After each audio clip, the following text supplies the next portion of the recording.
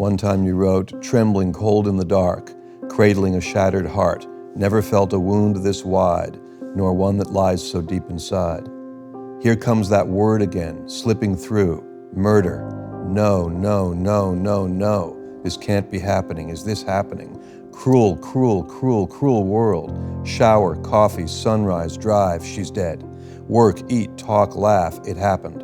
Cry, drive, birds, school, cook, eat, clean, she's gone. Walk, sunset, play, TV, read, I miss her so much. Pajamas, bedtime, he did it. Sleep, dream, alarm, wake. Oh my God, it really happened. Murder. It's always there just below the surface, a whisper, a scary, awful, terrible whisper. Murder.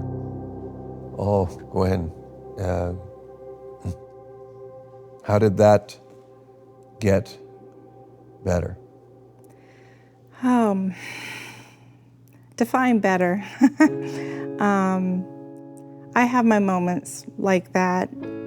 I don't think the weight has gotten really any lighter. I've just gotten better at carrying it around, and there's some guilt in that when you lose a child, especially in a horrible way, a violent way, that how can I be eating and breathing and laughing, but you learn a lesson the hard way that life does have to go on and you don't really have a choice.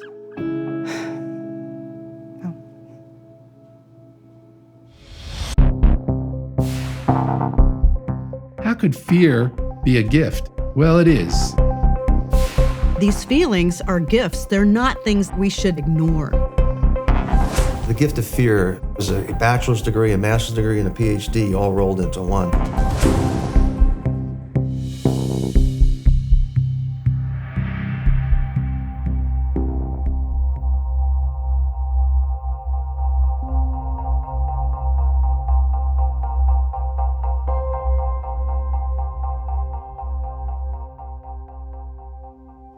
I remember this very well. In 2006, I got this email from you. The subject heading was, "Daughter Murdered." And you wrote, "My 19-year-old daughter was murdered by her boyfriend last month. It is the most horrible thing I have been through. Her murder was by a man she knew and loved. She had known him for over 6 years and was his girlfriend for the last 8 months. He had recently been diagnosed with schizophrenia, supposedly was normal for the first 5 years that she knew him. But I had never met him then. Naturally, all my motherly alarms went off when she told me of his illness. I warned her of the possibilities, him hurting her, him committing suicide and her having to live with that, him driving off the road because his meds made him tired. Several of her relatives talked to her about this. Some even stopped speaking to her altogether because she was dating a sick person. I was very conflicted. For one thing, she was 19 years old and out of town at college. I had no real control of her. I was vigilant and asked her to see a counselor, which she did do in June. But I was afraid if I pushed too hard, she'd cling tighter or run away with him.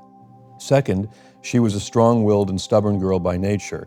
And third, I taught her compassion and not to turn your back on your friends when they are sick.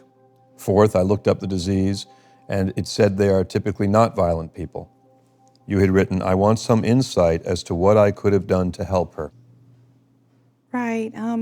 I was reaching out for help, for answers. I was very much in the midst of grief and horror and sadness as a mother, looking for, what did I do wrong and what could I maybe learn from this, because I had an 11-year-old daughter, Alicia's sister, Alexandra, as well, and wanting to know going forward, what did I do wrong? What did I miss here? I want to say that as he was becoming schizophrenic or beginning to show the signs of schizophrenia, it's important for people to remember that the mentally ill as a group are less likely to act out violently than the general population. From that point of view, one could make the assessment that she was in less danger by virtue of his mental illness than she would have been with just anyone else. And in really studying the case and learning about it, I don't see a single pre-incident indicator there. And that's always hard for me too to accept, because so much of my work is, what are the ways that you can spot danger beforehand? Right. There's really only one thing here, and that's that he was mentally ill, and that is not enough to storm in and try to get two people to separate or to pull two people apart or to take action. And remember, friends said things to her, relatives said things to her, but no one had anything of any concrete meaning to communicate to her. And on the basis of our limited ability to predict other people's behavior, that prediction was the same prediction I would have made if you'd written me this letter before she'd been murdered. And all we knew was that he was schizophrenic, if that was the only thing. And that's all you knew. I wrote at the time, "You're asking me to help show you that you failed to help her enough, and I can't do that because I know better. Your request assumes that if you had done more or done things differently, then she would have done things differently, and she would not have been murdered by this man. And those assumptions, like so many, are not accurate." I wrote, "If nothing about danger ever triggered your intuition or your daughter's, we have to honor and respect that intuition too. She was in a relationship with a man she knew and loved, so she loved him. And knowing all that she knew, and she knew much more than I know about it and much more than you know about it, she still loved him. I said, it's clear to me that in your time together you showed her a lot of light. She was courageous in her loving. She was his friend for years. She loved him and hung in there and tried to love him more deeply, this man that everyone else told her not to love. She had compassion for a man many others did not have compassion for. Remember, he was not a murderer. During 99.999% of their relationship, he was not a murderer." And I've clung on to your words for the last 8 years. And in my healing process, it's really, really helped me to remember that, because as a mother, how could I let my daughter, no matter what age she was, how could I let my daughter be with a murderer? I felt as though I failed. I felt as though as a parent, if your child dies, you failed. I can relate. Yeah, I'm sure you can. There's a certain amount of punishment that we put upon ourselves following something that happens to someone that we love. On December 14th, 2012, Michelle's 6-year-old daughter Josephine, known to all who loved her as Joey, was killed in the attack on Sandy Hook Elementary School. My husband was working in Massachusetts, so I was kind of single mommy Monday through Friday until he would come home on the weekends. The night before, I had put all the girls to bed, and I started hearing from Josephine. She was crying out, and she was inconsolable. She was really upset, and she couldn't communicate to me what was bothering her. So I told her that I was going to stay with her, and we would just spend the rest of the night together. So she calmed right down and nestled into my arms, and we fell asleep that way. The next morning, I woke up with her hand kind of on my chest, and I remember pressing her hand to my chest and breathing in really deeply and just appreciating that moment and thinking, this must be what heaven is like. And then our day went on, all of the ordinary things, and she still wasn't quite right. She was kind of slow. I had this thought, would it be so bad to keep her home today? She had just suffered a concussion recently. And I thought, it's Friday. Her birthday had just been Tuesday. Her big party was going to be the next day, Saturday. Maybe we ought to just lay low. But I decided ultimately to take my cue from her.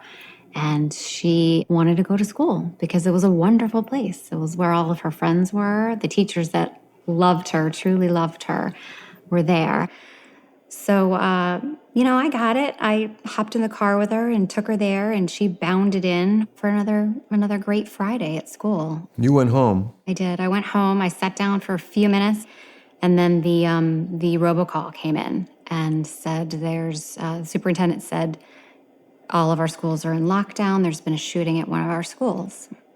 And I froze for a second and made a deliberate choice to stay calm and collected. And I thought about our high school. I was sure that if there was anything happening, it was at our high school.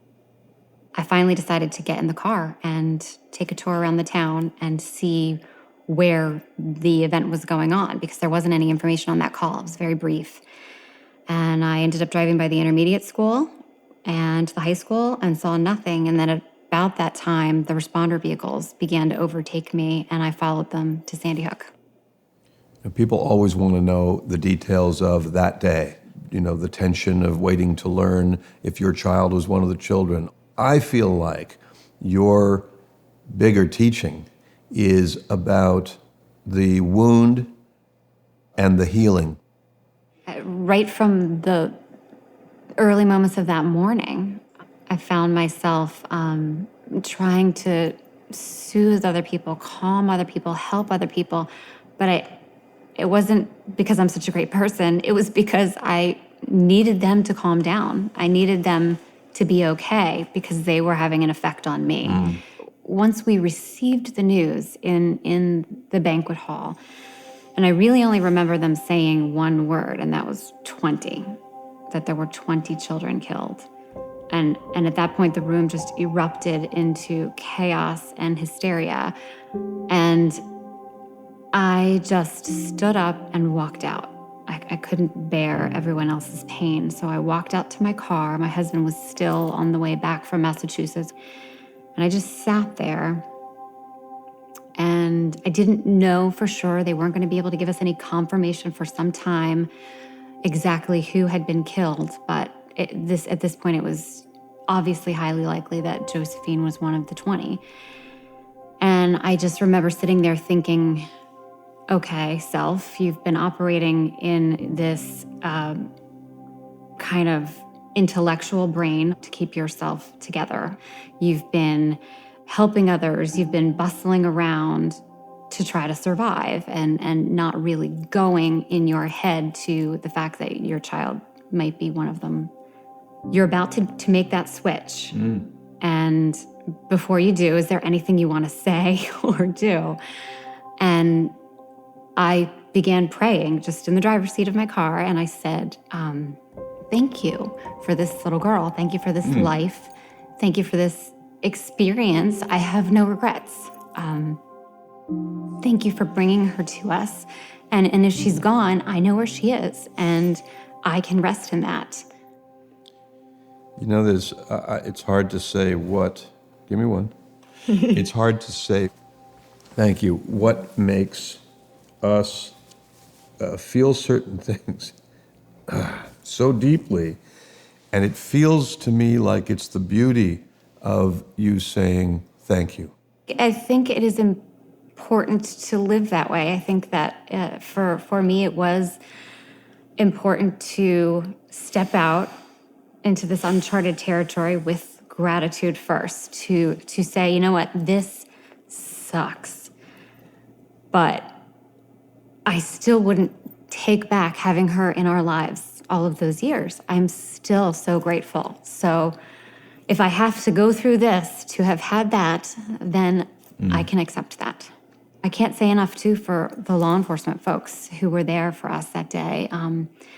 They went above and beyond their training. They were not just first responders. They were counselors. They were fellow parents. Some of the conversations that I had that day with our assigned liaison, one of the state troopers, I'll never forget. We were just having a normal conversation about our little girls, the same age, mine now lost, but it was in the present tense. And I remember being so grateful that he would engage in this conversation in the present tense.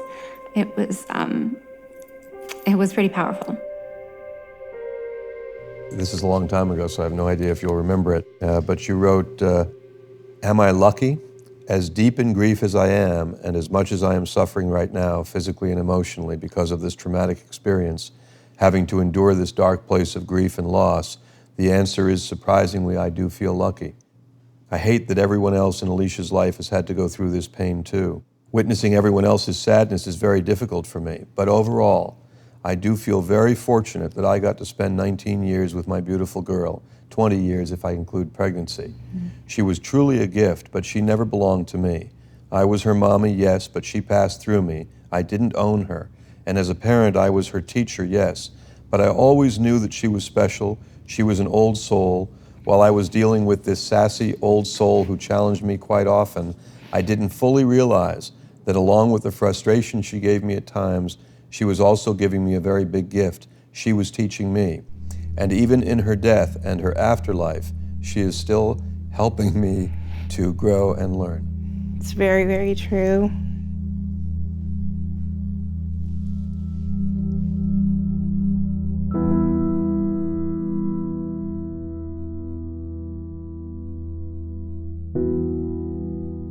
daughter murdered. It's a very stark identity to be forced to take on. What have you learned about how people can best support someone who's had tremendous loss?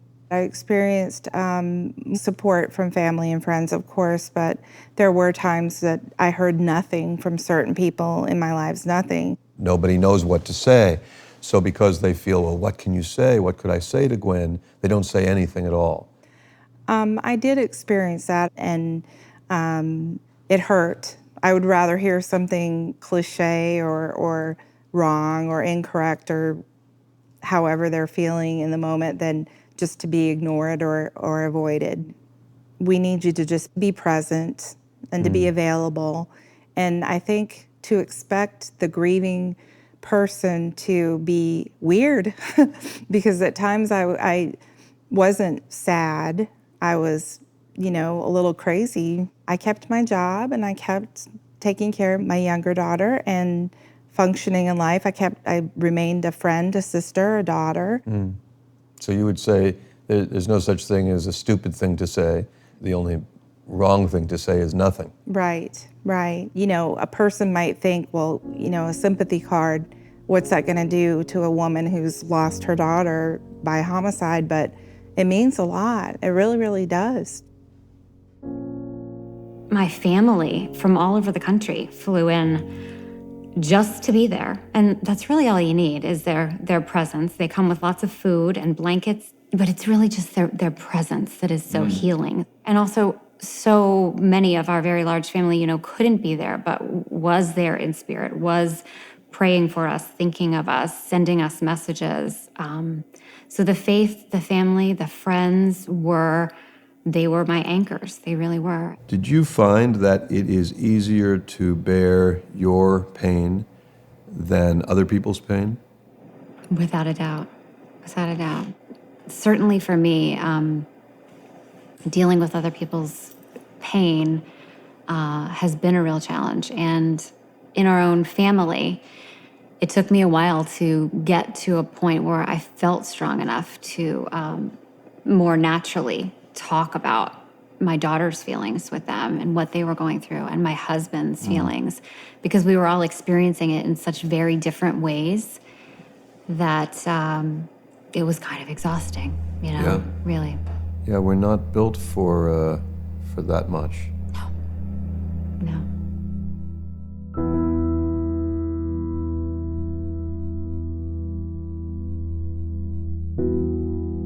Society asks the parent of a murdered child to be an aggressive participant at trial and to want vengeance and to, fight the good fight in the case. And you didn't really have a feeling of vengeance in my experience of you.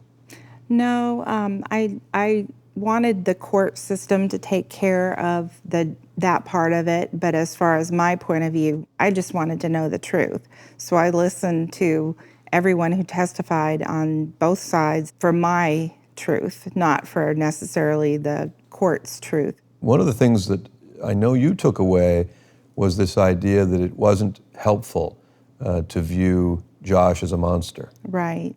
I don't see Josh as a predator or a monster or evil or all those words that you hear. At the courthouse, when I looked at him, I cried. And people, I think, thought I was crying because there's the man who murdered my daughter. And there was a little bit of that, but I was also crying because there's the boy who my daughter loved, shackled, looking awful. I wasn't concentrating on the fault of it. I was concentrating on the tragedy of it.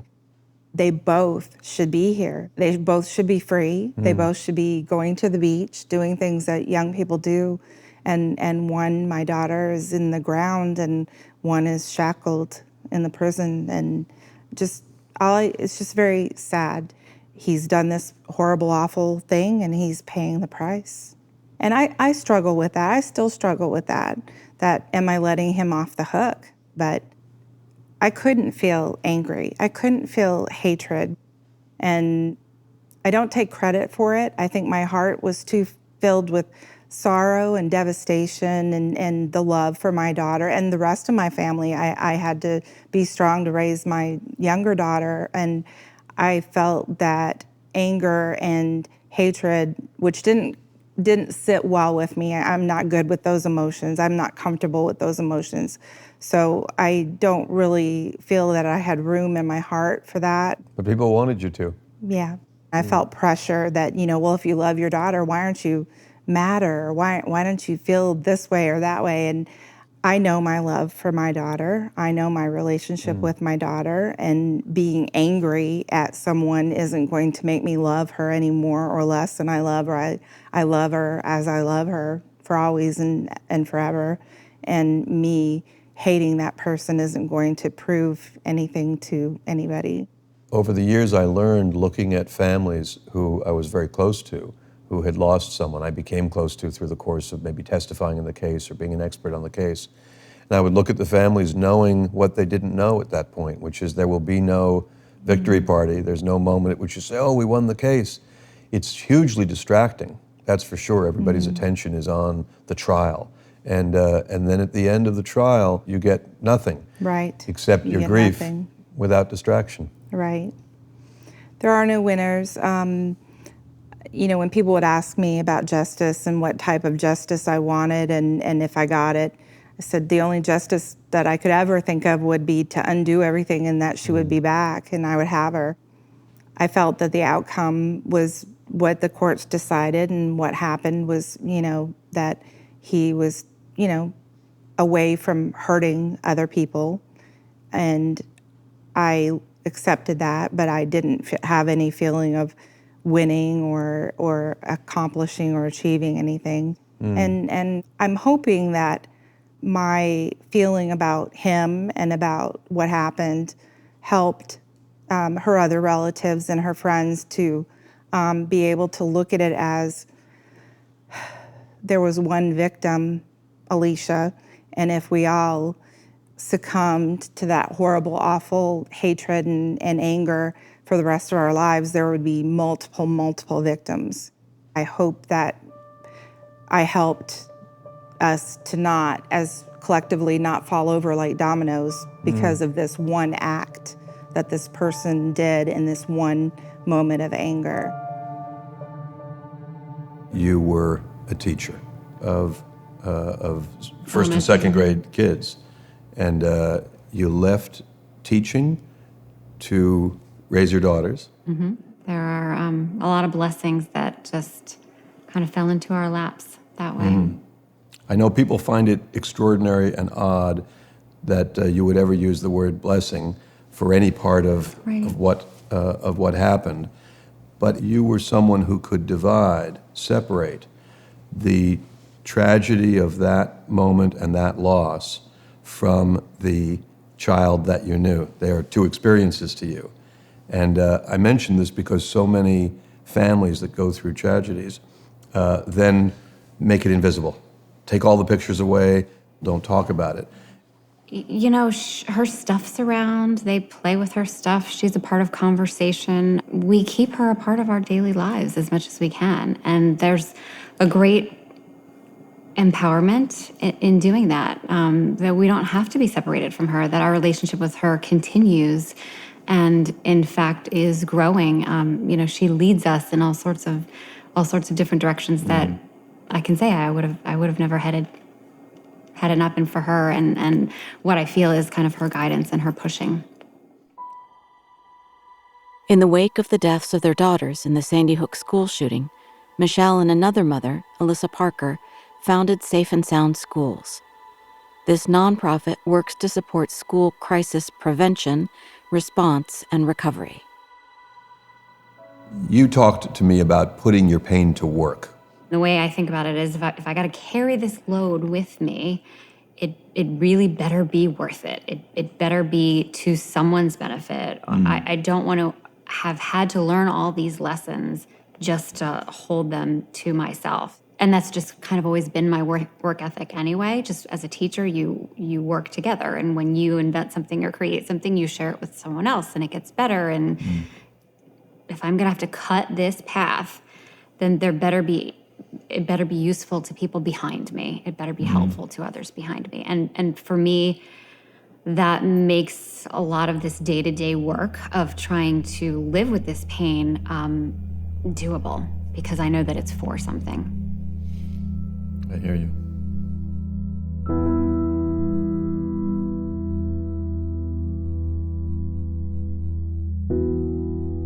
Do you now feel that there were things that you could have or should have done? I mean, I think I'll always feel that there should have been, could have been more that I could have done, because hindsight is 2020. Wish I had a time machine, literally wish I had a time machine, but I don't blame myself. You've actually helped me a lot. Friends and family have helped me a lot to learn that sometimes things just happen that are out of our control. It's true.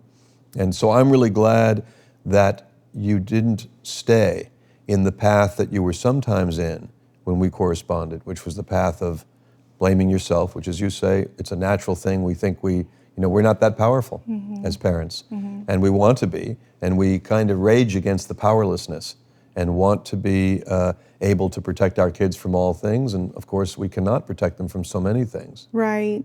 Someone asked me recently, very recently, if I knew back then when I had my daughter, if I knew this horrible thing was going to happen, would I still have her? And I said, of course. Of course. I mean, there's just a tiny part of me wants to say no just to save her from the pain or whatever she had to endure. But as far as having her, and I mean, I was honored. I am honored to be her mom in life and in death. And I'm honored to be representing her. And I want to represent her accurately and represent their relationship accurately. And I think it's important that people understand that she wasn't a girl with low self-esteem who was just, loving a person, a weirdo. I took comfort in the fact, like you said, that I didn't pick up on any, intuition that there was any problems between them or with me interacting with him. We did, what we could do, and unfortunately, it didn't have a good ending for either one of them. Yes. For every parent who loses a child, there's a moment in which you can think, there's something I should have done differently. And when I look at your situation from outside, I couldn't imagine that there was anything that you could feel guilty about or that you could feel you should have done differently. And yet I intuit from you that you do. Definitely. I almost didn't send her to school that day. And I didn't have a big red flag feeling. I didn't have a strong feeling, but it does nag me. It does bother me. That's not the only day you had that thought. No. There are plenty of days that you said, that today she's not going to school. Right.